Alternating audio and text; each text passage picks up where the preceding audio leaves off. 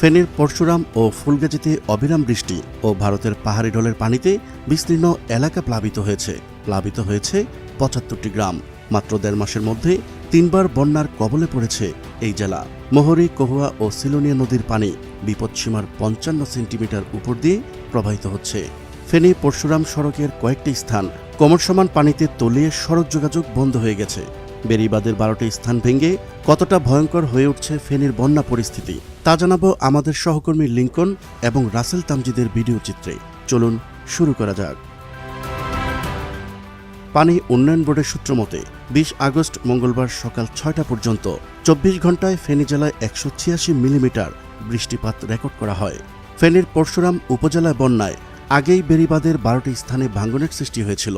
কয়েকদিনের অতিবৃষ্টি এবং উজান থেকে নেমে আসা ডলে পরশুরাম উপজেলার পৌরসভা এবং ৩টি ইউনিয়নের প্রায় ৪০টি গ্রাম বন্যায় প্লাবিত হয়েছে।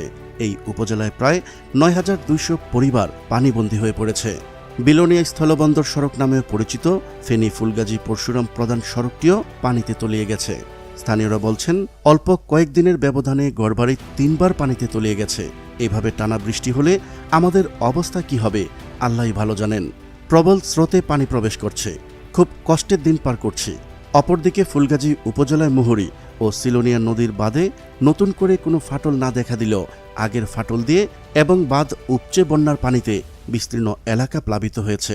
বর্তমানে বিলোনিয়া আঞ্চলিক মহাসড়কের ফুলগাজী এবং পরশুরাম অংশ প্লাবিত হওয়ায় জেলা সদরের সঙ্গে সড়কপথে উপজেলার যোগাযোগ বিচ্ছিন্ন রয়েছে। ফুলগাজী উপজেলার মুন্সিরহাট ও আমজাদহাট ইউনিয়নের মোট ৩০টি গ্রাম প্লাবিত হয়েছে। পানিবন্দী পরিবারের সংখ্যা প্রায় ৪,০০০-এর মতো।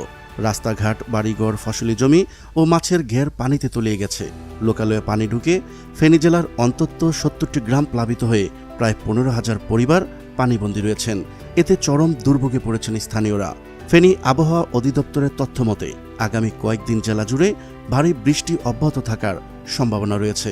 যদি এমনটা হয় তাহলে বেসে যাবে গোটা ফেনী। প্রিয় দর্শক, আজ এই পর্যন্তই। শুরু থেকে শেষ পর্যন্ত চেষ্টা করেছি ফেনী জেলার বন্যা পরিস্থিতির সর্বশেষ ও সঠিক তথ্য উপস্থাপন করতে। কোথাও কোনো তথ্যগত ভুল কিংবা আপনার পরামর্শ থেকে থাকলে তা কমেন্ট করে জানাতে পারেন। আবারও দেখা হচ্ছে পরবর্তী ভিডিওতে।